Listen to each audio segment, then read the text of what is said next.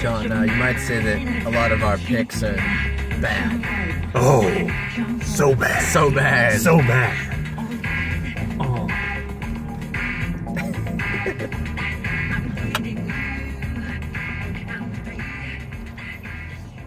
All right. Because I'm bad. I'm bad. All right. All right, let's start the car. All right, week 9. Week 9. Week 9. College football preview with John and Eamon. Yeah. Back in the parking lot. Of In and Out, bitches. After a brief vacation to my living room last week. Eamon's in a little bit of a time crunch today because he's got to go get on the radio. I don't know. For once, we might actually do this in a reasonable time. I don't know if you heard him call last weekend's first time Cal has beaten Oregon in 8 fucking years, and Eamon was there doing the play-by-play. Double overtime, baby. Yeah. I was there all night doing it. It was a great game. I don't think you can catch him on Cal-X this weekend. Not this weekend. Or this Thursday. Whenever they play Washington. Yeah, when they're playing Washington, Eamon will be on there for that slaughtering. Because we'll be losing, unfortunately, because Washington is pretty unstoppable this year. Probably, yeah. I had to come straight from work because of the time crunch, so I have a Jamba Juice menu covering where I work, so you assholes don't find out. John can get you a free Jamba Juice on your birthday. I don't actually work at Jamba Juice, but yes, can get you a free Jamba Juice on your birthday. Anyway, we're doing this. Yeah, the top 25 is kind of a shit heap as usual. Houston got kicked out, so that's sad. Yeah, but Navy's in. Navy's in, bitches. And they didn't even need Keenan this time, so that's pretty cool. What else has really changed? The top 4 has shifted. Ohio State is out. God, let's hope they fucking stay out. Anyway, let's dive into this thing. So, speaking of Cal, we're really rushing this one rushing it out on a Wednesday because we have Cal on Thursday. University of California at Berkeley is playing USC in the Coliseum at 7:30 on Thursday. Trying to beat USC for the first time in 13 years. It's been a long ass time. The last time they did it, it was Tyler Frederickson, who you may have seen on Survivor, kicking fucking field goals to win it. I've posted the highlights on YouTube or faved it so many times. It's probably in this channel too. Anyway, that should be a tight game. USC's not that good this year. They're badly coached. It'll be closer if Chad Hansen plays for Cal. Yeah, that'll make it a more watchable game. Yeah. Otherwise, 2.5 stars. 2.5 stars. You have 2.5 stars because we don't know if Chad's playing. Yeah. All right, so we have to skip Friday. Chad Hansen, as I call him. Yeah. And so Chad Hansen. Chad Hansen. We have to skip Friday because it's trash heap games. Terrible. So we're going straight to 9 a.m. Saturday morning. The recently booted from the top 25 Houston playing my girlfriend's alma mater at home, UCF. Now, UCF has been pretty fucking good this year. They're probably the best coached team besides Houston in the American Conference. And Houston in a little bit of a free fall ever since they lost to Navy. They also they got killed by SMU, which should never happen. No. So I see this as a very winnable game for Central Florida, which I might not have said just a few weeks ago. As Ohio State learned last week, you should never lose to a team that has been hit by the NCAA with penalties. Never. You should never lose to SMU, Penn look. State. Coming up on Louisville basketball. Yeah. There's a few of them. Yeah, anyway. 2.5 stars? 2.5 stars. I would even venture... Actually, you know what? I'm going to bump it to 3. Hey, now. I'm bumping it to 3 because I think UCF can win. All right. All right. Also at 9 a.m., we have the undefeated West Virginia University at fucking Oklahoma State. The Mountaineers. Who, I don't know how they're undefeated. I didn't put their rank next to the name, but they're 10th, right? Number 10. Yeah. Yeah, they've quietly gotten up to number 10. Oklahoma State is better than their record would appear. They're better than their record and their rank. They will bring a tight-ass game to West Virginia.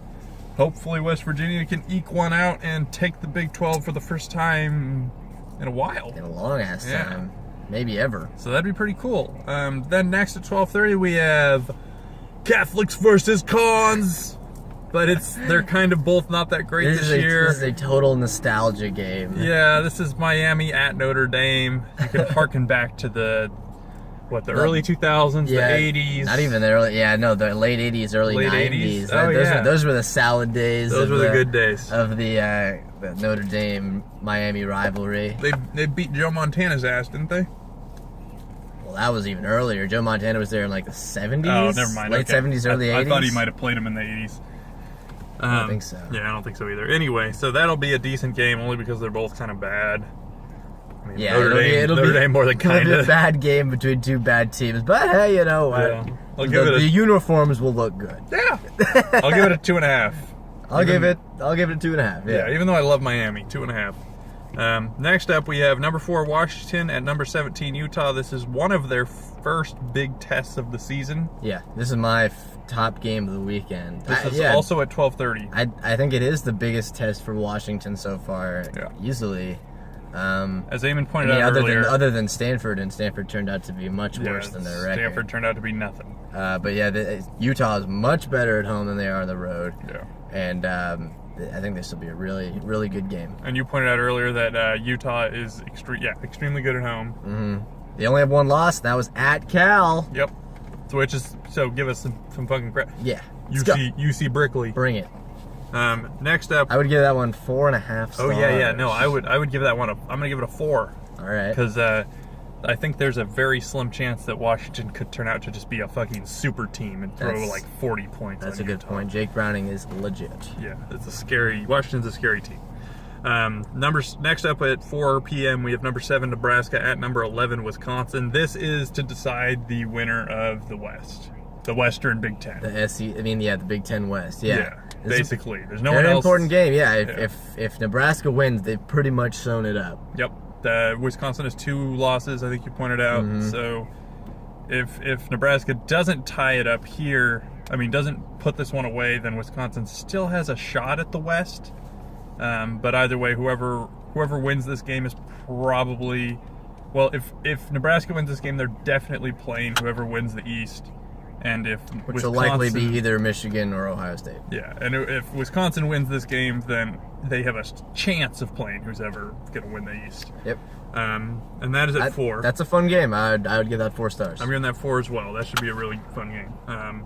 Then at 4:15, 15 minutes later, we have number 15 Auburn at Ole Miss. Now Ole Miss has hung in there. They're still okay. Auburn has improved though. Yes. So this could. I'm going to give this one a 3? Yeah, I'd give it 3. Yeah, I think about a 3. Chad Kelly will do something crazy. Or he'll throw 6 interceptions.